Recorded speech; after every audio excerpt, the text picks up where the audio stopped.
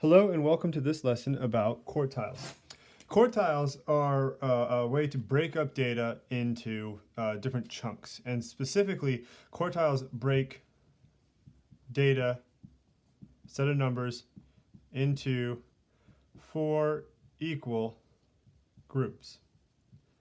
And so what I want to do is sort of give you some visual demonstrations of what a quartile is and how we end up finding quartiles when we have a bunch of numbers.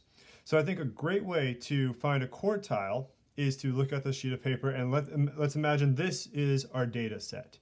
Now what's kind of weird about quartiles is that there's actually only about 2.5 of them. Even though you see the word quart and you're thinking 4. There's 4 quarters in a game. 4 quarters add up to $1 or something like that. But there's only about 2.5 quartiles, and I'll explain. So this is our data. What we want to do is first fold it in half. And when we fold it in half, what have we found? This line represents, right here, our median. That is the middle term, the middle number in our data set. Now, what a quartile is, another way to kind of think about it, is it is a median between the median and an endpoint. So let's go back to our little piece of paper here. Our median's in the middle. Off to this side is an endpoint. So that might be like the largest value in our data set. And over here is the smallest value in our data set, another endpoint. So if we're going to find a quartile, we want to find the median between these two, the median from the median and an endpoint. Well, that's easy enough to do with paper. Fold our paper back up, and this time fold it in half one more time. And what we have done is we've broken our paper into 4 equal groups.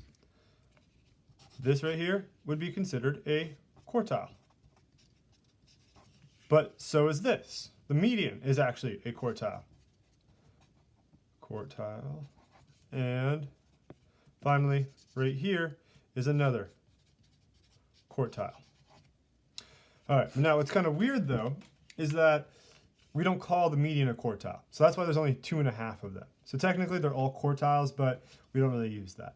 Now when we're talking about this sort of being the smallest of our data points and this being the largest of our data points, we would consider this one to be our lower quartile, the one on the left. The one on the right is considered our upper quartile. And so that's why we really have 2.5 quartiles in a data set. So it's kind of weird. Quart usually means 4 of something, but quartile, there's only 2 of them, a lower and an upper, because we don't really refer to the median as one. Now the other thing that we're going to be curious about is called the interquartile range. And that's this distance here. From the lower quartile to the upper quartile, we call this the interquartile range, which will usually abbreviate as IQR. Now, if you want another analogy for